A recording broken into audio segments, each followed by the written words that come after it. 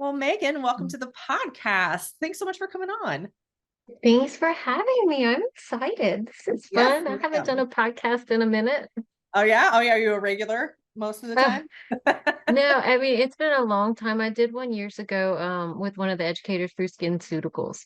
Oh, And it nice. ended up being like it was supposed to be like 30 minutes and we were on it for like 2 hours, but I know we don't Oh, have that kind that's of life fine. for you That's today. But that's why we yeah. have like 4-part episodes. Is like, oh, that conversation ran long. Well, tell me about Yeah, right. and a little bit about Southern Lash Co. Yeah, so my name is Megan Leger. I'm from Louisiana, down south, a small little town. I live in Rain. It's actually the frog capital of the world. Ooh, Fun fact, there's frog statues everywhere. But I work probably about 35 minutes from my house. So a little town that I ended up in after my last job. So I started my business here and we've been rocking and rolling for almost 8 years now. love it. Love it. All right. Yeah, yeah. Well, the main reason why I wanted you to come on and kind of share your journey and your story, and specifically before you joined the Accelerator program and after, and kind of what's happened in the what month you've been in the program, was because I think it's super relatable as to why you kind of held off in the program. Because back in October at LashCon, you're like, I got to work with Tara, I got to work with Tara. And it took a couple months of us kind of going back and forth before you finally joined. So talk to me about where the gaps were in your business in with your team that you thought maybe I might need some support in getting help with this. So last year, well, let's just say like beginning of 2023, end of 2022, we grew really fast. And if anyone owns a business and you grow really, really fast, there's growing pains is just pure chaos and it's really hard to get a grip on things. So I did hire a business coach and I hired him to help me understand financials on a large scale. Like you've helped me, that didn't hurt. But he did help me put some other systems in place. But that was something I really wanted to understand from a business standpoint because we don't learn that in beauty school. Um, and you can't just learn that. I mean, you can, but then you don't have time for anything else. So I really wanted that, and I wanted someone who understood that like clients aren't essentially a number; they're like a guest, and my team members aren't just a paycheck; they're my people. And I felt that from you. I felt like you truly understood that it's about growing your team and cultivating an environment for them versus just collecting money, which the last coach was more like money driven, social media driven. You have to do this, this, and this. And I wanted something that came with longevity Yeah. and that made sense. And he didn't provide that for me. So I was obviously searching for more of that. I actually went to LashCon with the intentions of doing the team-based pay class and learning what that was about. And I had talked to them quite a bit, but I just didn't think that was the right fit. I wanted something a little different. And when I saw you, I was like, oh my God. And it was like I feel like it was like at the end of LashCon, you were like one of the last key speakers, I right? was I the think it very was, last one. I was the closer. yeah. That's You what were else. the closer and you sealed the deal, man. It was good. It was really good.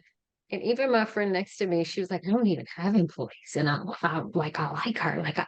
So we had a good time. LashCon was like so much fun for me. And obviously I had some aha moments there. So we Yeah. went back and forth for a little bit. I came home, had to move out my house and in with my in-laws, and Right. The that was timing special. wasn't quite right immediately after LashCon. Yep. Correct. Yeah, it was what, after January, I think, when I signed up with you. So Yeah. In January. Yeah. we went back and forth for quite a bit. Because I'm still at my in-laws, but Home hopefully, remodel, just impromptu home hopefully remodel. a couple more weeks. And I've still been managing to like keep my shit together for the most part. I had a lot of big changes come in the few months that I've met you as well in my business too. So yeah, I'm just kind of, I needed a change and I wanted something better for my team. So here we are. And I think we got it. I think we're on the right path. What So were some of your fears going into the program or even considering investing in the program? Because it's a 4-month program, right? Like there's a time commitment yeah. to it and there's an investment, obviously a financial investment. Hmm. So what were some of the fears or hesitations you had where even if it was like, I know this can help, but oh, is now the right time? Or here's all the things I've got going on in my personal life and that's distracting me. How did you work through Yeah. that? Well, I knew that putting it off was not going to help me because I've been known to like just kind of put things on the back burner. Oh, I'll get to it. I'll get to it. And then you end up in a position where you're like, damn it, why'd I wait so long? And I didn't want to do that again. And I knew it was time. My life was chaos, and I was like, well, my business can't be chaos. We got to do one or the other. Right. I was afraid of financial commitment because obviously there is financials, and then it's 4 months. It's not like, oh, you can pay for one class and then not sign up again. Yeah. But at the end of the day, I've done that quite a bit for myself where I'm like, we'll find the money from somewhere to do it so that Yeah. it can be better. Obviously I want to invest in my business. I want it to be around a long time. And a lot of people are afraid to do that because they're like, oh, well, what if I don't get anything? Even if I get one really good thing out of a training, for me at this point in my career, it's worth the money. Right. So I always equate it to because like I'm not unaware that sometimes, especially with the level of this program, and it's not as expensive as people think. We can talk about that on a call if y'all want to join, but it's right. sometimes the biggest lump sum that somebody may be investing into themselves. It's not investing into me, right? It's Yeah. getting this, but it's really investing into your own development. And I don't know if this, I'm sure this has been true for you, but when you kind of come into my world, especially in our mastermind and our accelerator program, like I am hell bent on supporting you guys in whatever way possible. I mean, you experienced that prior to ever joining. Like you and I would jump on Yeah. calls and we would talk through stuff because it's more important to me. And I love that she just sent me a reel from Shaq talking about being more driven by impacting people's lives than the income. To Yeah. me, income is a side effect of the impact that I create, and I'm much more impact driven. I've tried the money side of things and it just wasn't as rewarding as it is of like getting you an aha and making your life just a little bit better or easier or making something click that hadn't clicked before. And so when we talk about the investment side of it, it's really just getting you to believe enough in yourself that you can figure this out. We obviously have evidence and people like you that can speak to, yeah, the systems and processes that you learn like make sense in the business. It's what helps get structured to the business. It's how you like manage and lead your team, or this is how you make decisions based on financials. But what happens between your ears as the leader and the owner really is where we deep dive to make sure that you feel supported, that you can do the things that maybe you've never done before. You can make the changes that feel heavy and tough and scary, like letting a team member go or, having pay structure changes, conversations with your team. So talk to me about that. Yeah. Like you really within the first, I think it was like the first week of the program, had some big Yeah. aha. Kind of share what those were for you. Yeah. I mean, when you look at a bank account as a business owner, you see money coming in, money going out, and you're like, oh, we can swing that. We can swing that. And then after a while, you can't. At the end of the day, you're like, oh, it's Where did all the slow. money We may go? not be. Yeah, like what the hell happened, right? Like, geez, I have to get a line of credit today. Like those types of things, right? And I never really was able, like, I could sit down and break down all the things, but not like you helped me to do it. Like with the And that strategy. was a yes. Because I'd like to think I'm somewhat business savvy, and it's just from things that I've learned from being in like management positions at previous jobs. But it none of them ever had anything in place to where I could really learn that part of it. And this was actually because when you're in a management place in another position, you just do what you're told essentially. Like you don't know where these metrics come from. You don't know why it has to be done this way. You just know this is how it has to be done. You're in charge of implementing it. And that is way different than being like, Creating it. okay, yeah, yeah. Like now I get it. I can see it. I actually sat down February 1st and like did my little spreadsheet. And I was like, look at me. I had already turned in Oh, everything to my bookkeeper. He had got all my bookkeeping done, and I could go in and just plug my numbers in. And I'm going to do it again tomorrow. And I'm like, this is what I wanted. Because I always felt so like partially organized in that regard. but And I now it's don't think, also, sorry, you're also learning like what to do with those numbers. It's one thing to get in the business yeah, accounting and bookkeeping, which, a lot of people coming into our programs have none of that going on. So it's not like you have to have everything perfectly aligned. But it's also right. like do with those numbers and how do you make decisions in the business now that you have that information? Yeah. I think I was so excited about that part that someone finally helped me get that, that I was like, okay, we're doing it today. Like it's done. Yeah. Like I've been wanting to do this for like a year. Now I can do it. And I feel like so responsible. Which Girl I am now. a responsible person, but I'm like, I'm grown. I'm grown. I'm 40 years old. I just grew up, in case you were wondering. But Love it. yeah, it really did. That was a big impact for me. And I don't think people in our industry quite understand that enough, um, to where they can make educated decisions. Like I was in that position. I knew a little bit. I know more than the average, I feel like, just because of my brother-in-law is also my CPA. So he breaks down a lot of stuff for me. And sometimes I'm like, well, like, dude, yeah, don't understand a single word you said, but you dumb it down to where like it's easy and it's not stressful. I never felt like I did feel kind of overwhelmed at one moment, but I never felt like, okay, I'm incapable of doing this, which Yeah. was big, big, big. So Because what was that's why the people, overwhelm? Be real about that. Where did the overwhelm come in when you're starting into, because we get that a lot with the financials, because oftentimes that's the first time people are really looking at their financials and they're seeing why their business is running the way it is. yeah, well, it was emotional overwhelm and some financial overwhelm. I mean, I had some big changes happen pretty quickly.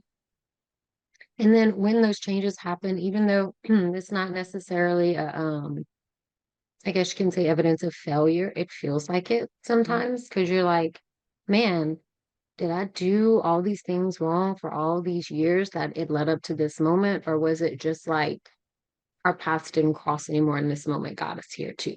There was like so many things that come with someone helping you be more aware.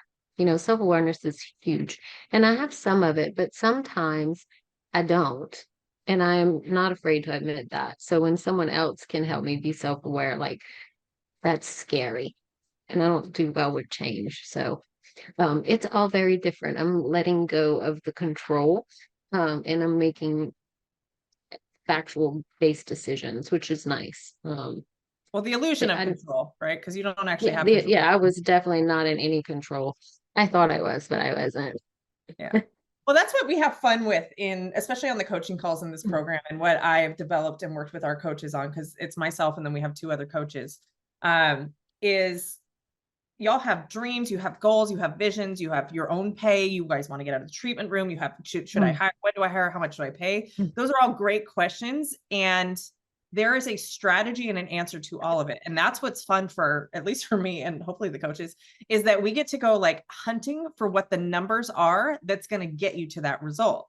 And that's what's Yeah, so awesome about this spreadsheet. And I honestly still don't know how I created it, but it gives you every answer. It's like, you want to be able to pay yourself $75,000 a year as a salary and be able to get out of the treatment room. Okay, so we need to account for your sales coming in that you're doing the treatment. hmm, We need to have profitability set aside so that at the end of the year, there's $75,000 that have come out. Like, we go in and we figure out what those numbers are. And it's so cool to see, okay, it means that we have to hire somebody within this pay range. We have to do a $5 price increase, 6 months from now, we have to hire somebody. And like, it's fun to look at the strategy, and it's almost like a puzzle to solve for, but there's never a problem that you can't solve for in business. There may be something you don't yeah, want to do that solves the problem. And that's where we get into the mindset stuff and the discomfort. yeah, yeah. That Because was me. yeah, well, even just you sharing, it almost had this theme of shame. Have I really been making these decisions this poorly for this long, as opposed to looking at it from the lens of, thank God I found this solution, because if I had Yeah, carried on this way, who knows where I would have been, and that everything has hmm, happened for me, not to me, instead of looking at it from like a shame based of like, how could I have made those decisions? Because we get that a lot too. And I think that's a lot hmm, is ingrained in us as women, is like, we should know better. How would you possibly know better? yeah. Right. Have Like you I ever would looked have never at known it? any better. Yeah. And so sometimes it's not, sometimes you do have to get to points where it's so uncomfortable that it's more uncomfortable to say the same than it is to change. And that is worth Hmm. 100% of the time. Yeah, I didn't want us to be in the same position this time next year. Right. Because obviously at the end of the day, I always want my team to have a life that they want to. You know, I want them to be successful. I want them to have family time and to not be working when they're not in the building. Like, I don't want them to feel emotionally drained when they walk out the door. Like, I want them to feel light. That's the whole point. Our industry is to make people feel good, and we shouldn't sacrifice our feelings for that to happen. And that's really hard for all of us because we're people pleasers, you know, by nature. And that stems 100%. from the owner first. If the owner is stressed, if the owner is not taken care of, if you guys don't have the emotional, mental, financial bandwidth to pour Yeah. into your team, then they're not going to have that experience either. You are leading by example. And so that's where like kind of those toxic ownerships come in, is that when the business owner is so stressed and she's in the treatment room all the time and financials are just not able to pay herself, you think she's going to have a happy team that wants to stick around? No, she's got there. Everybody's watching a car accident happen. It's not a safe Mm-hmm. environment for your team, and being able to create that emotional, financial safety for your team starts with you. And that's what's hard for people. It's like, oh, I've got to do this work first before my team can Yeah. experience it. Yeah. And look, I've been trying to get out the treatment room. I mean, you could ask anyone that's worked for me, I think like 2 years now. I would have this meeting and I'd be like, my goal is to get out the treatment room. And where would I be? In the treatment room Right. all day, every day. And your default going So back into the treatment room until every time, every time. yep. So this week, actually, my calendar is like, I don't take clients on Mondays. I did that last year. I implemented that, but instead of doing that, I pretty much just crammed everyone into 4 days a week, which, Right. like, let's be real. That was, I was not helping any of us. But now I've kind of like pushed people off. If somebody's on someone else's calendar, I'm like, go ahead. Like, I don't care. We can delete them off of mine if they're in the same week. Because at the end of the day, I don't need to have that person in my room. I Right. don't need to be in there. And today I have one client, and I'm not mad about it. And it's not until 3:30, so I can do the coaching call after this. I can, if my girls need help with styling or mapping, I can do that. We were able to do that this week, where I was really able to help her. She did a little mini online course, and she did a model, and she was like, I need help with mapping. That's amazing. And that's really what the game is when you start to hire a team, is how much more can you pour into them to help them thrive? Because when they're Yeah. thriving, the business will thrive. That it's a win-win-win. I always look for Mm-hmm. the win for the team and the win for the clients, right? And the business. Yeah. So Yeah. um talk to me about, now that you've gotten some more structure in place, you've kind of gotten the hiring, the financials, the onboarding, kind of you're working through that stuff in the program. What does the rest of the year look like? Like, how is this year going to be different for you than it was last year? I feel this is um this may I feel like light. I don't feel like, oh my God, because I felt like that a lot because I really never quite understood what I could do differently. I knew I needed to do something different, but I didn't have like pathway to it. Like even yesterday and day before yesterday, I posted my job on Indeed already, my job listing, got tons of applicants. And I was like, okay, I'm going to pull up my bank of interview phone questions. And I was like, these are really great questions. Like, I would have never thought to be like, what do you like or don't like at your job? Never thought to, because most of them don't work right now in our industry. They're just trying to get a foot in the door. And I've always asked people 3 to 5 year goals because that's something I learned a long time ago. But it it definitely was a mind shift set when I read all those questions. And then of course I was like, well, let me see the in-person questions. So I went through that and I was like, oh my God, like I can't wait to interview someone in person. Like, Like, because I am going to hunt these questions down and find the answers, because they're really yeah, indicative like of what's ahead if you, yeah. yeah. Yeah. And then, I had one girl, she just started going on like a tangent about a former employer, and I was like, Like, probably not the right fit. Like you can actually sometimes kind of weed them out, but I know I've told you this probably in the group, like I've always hired people based on emotion. mm, So I want to hire people based facts at this point in my life because clearly hiring people based on emotion didn't work. The what does that only mean for you, employee hire based on emotion? Like, what did that look like? like a emotional connection or like someone I knew. Like for instance, the only employee that I hired that I didn't know at all was the one that's still here. Weird. And I interviewed her on the phone 3 times. I'd made her do 3 in-person interviews, Oh, and it was Jesus. over I was so nervous to hire someone. Especially a And she, stranger. yeah, it was a stranger because like when I interviewed her, I was like, well, what makes you want to work here? She was like, I don't know, I just need a job. And I was like, okay, I'm nervous. So I mean, I interviewed her like a million times. It was like a month before I actually offered her the position.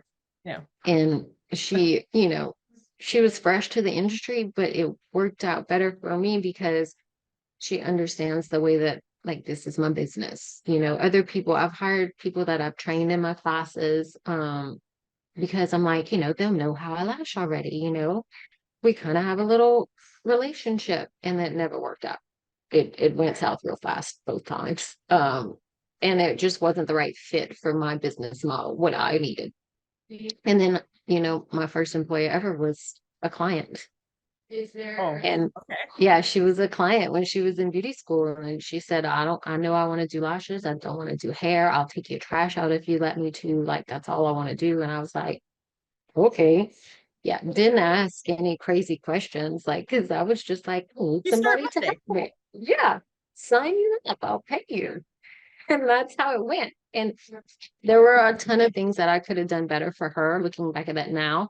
Um, that comes with maturity, I think, as well. Like I understand now that there were so many things I could have done better for her, but I didn't want to make her uncomfortable or make myself uncomfortable either. Because a lot of times we're afraid to like, eesh, step on a toe or be Perceive. stern in our decisions. Yeah. So I think that was a lot of it for me with her. And we grew up together, literally. Like I grew my business with her. She was really young. So that was definitely an emotional hire. And it was very emotional when she left. Like, you know, I love her. I want nothing but the best for her, but it's fine.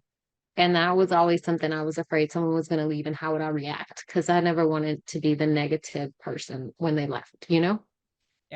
Well, and I think to some extent, when you look at those types of situations, because I hear about that all the time and just various different creative ways that people find people to work for them. But when you're not intentional from the start in building out your team, you can't just band-aid one thing like, I should have led her better. She wasn't even hired from the place of what you need in the business. It was just like, okay, opportunity. Yeah, I could really use the help. And here's this warm body. First of all, that's not a repeatable process because you start to Correct. the people that you can hire if you're just hiring friends or like people you went to beauty school with.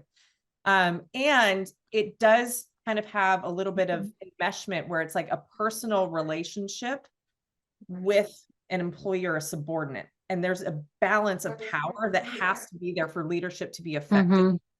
and Yeah. not have the conflict that us people pleasers try to like avoid. And so when you go really you don't have a process in place and you have that personal relationship, it is almost disastrous every single time. Maybe it works for a year or two, but that's that resentment that starts to build. It's like you Mm-hmm. ask them to do something and they kind of just wishy-washy because they're like, whatever, Yeah. let me go, we're friends.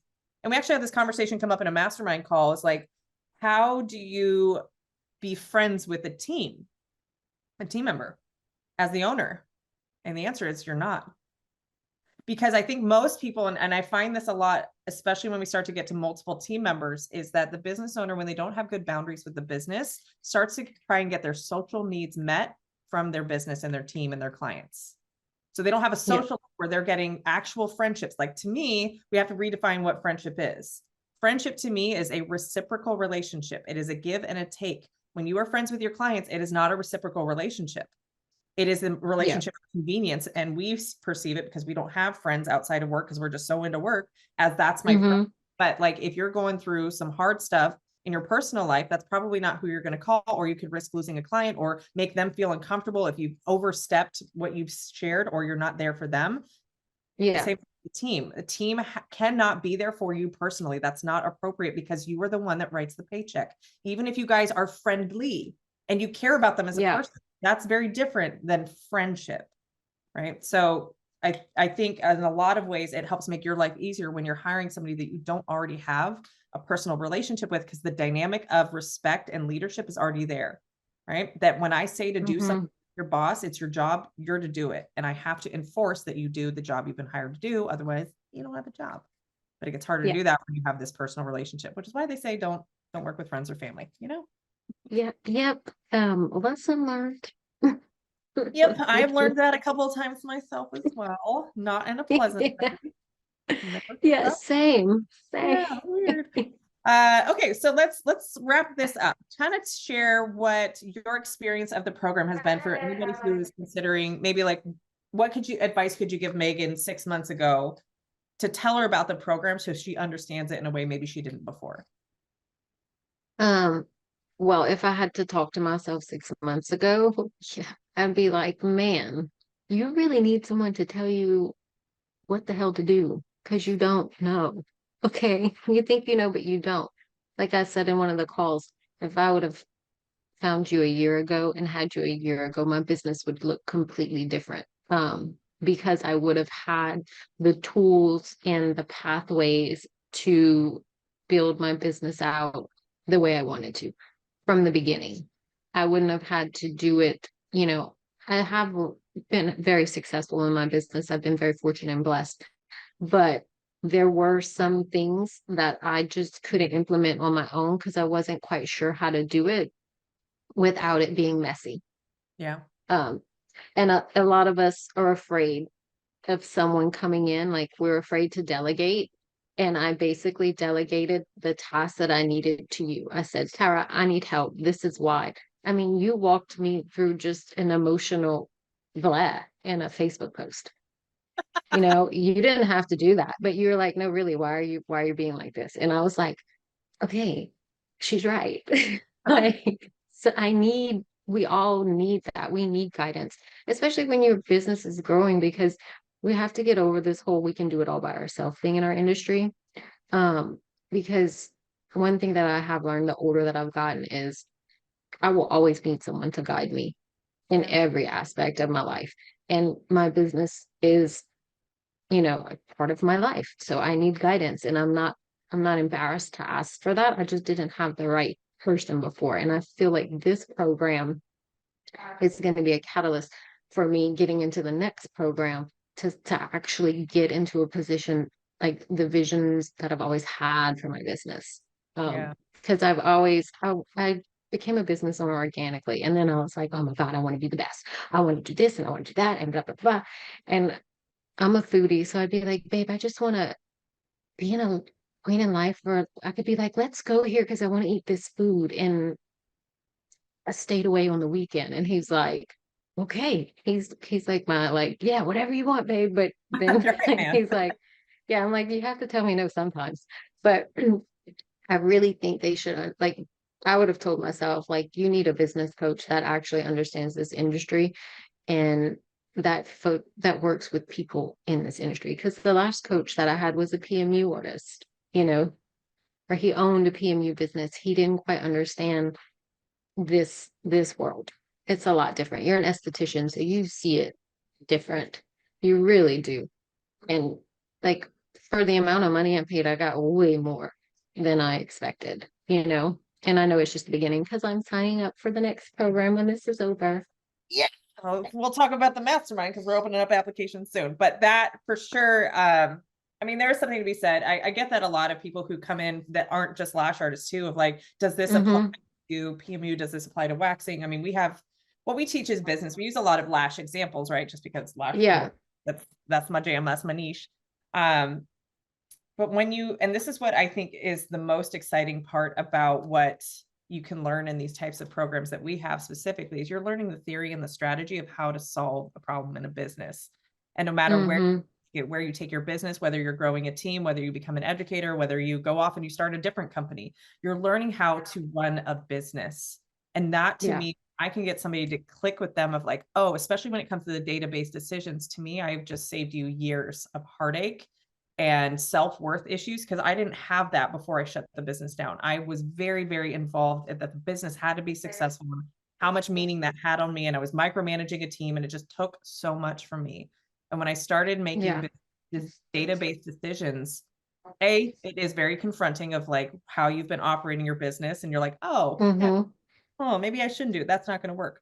But it also Yeah. frees you up, that freedom we all look for, that time freedom. And I will say, like the past month, especially with my daughter having broken her leg, I have been able to work maybe 5 to 8 hours in a week. she has not let me work at all. When she is home, it has been exhausting. And Yeah. Tara, a year or two ago, would have still had this like, uh-oh, business is going to fail. We had our best month ever in February, and That's awesome. barely worked. Now, it's taken a lot of going through team and finding team that can actually Yeah. metrics, and like, it's not perfect by any means, and for sure, Right. things I wish I could have done, but I have not had the bandwidth. And to be able to allow yourself to either pull back because your family needs you to, or just because you want to and you can, is the game we're all playing. Mm-hmm. It's like, Yeah. how much less can I work and still be able to accomplish the goal and the result and pour into the women in my team and in our lives and our community and all that stuff. It's like, when you can pour from Mm-hmm. up, game changer. And that's really Full what game changer. getting you guys to think about that big picture, and also not get stuck. You can't see the forest through the trees. Like, when you're in the midst of it, having that coach or having that person that can see the big picture of where your business is going to help pull you back and go, okay, I know you're getting scared about this other team member who left, and maybe she's opening a business and now you feel some sort of way about it, but it's like, it's okay. That's behind you now. We don't have to spend time and energy on that. You can actually have peace. Yeah. That, like, thank God she's moving on, because she wasn't doing it in your business, right? She wasn't helping your business out. And now we have opportunity to bring in somebody new and fresh who can really help you grow and get to that next level. Yeah, like I have that, it's not haunting me at all. You'd imagine like the fear of that would haunt you. And, I've had clients even ask me, and I'm like, hey, we're living. Yeah. It is what it is. Yep. I love it. I love it. Okay. All right. Well, Megan, thank you so much for joining me on this podcast. If you guys are interested about our Xcelerator program, DM us on Instagram at #hire or at the Lashpreneur, DM us #hire. So you can join wonderful women and amazing women like Megan, who can support you in your journey in building out a team and living your dream as well. All right, guys, until next time, have a good one.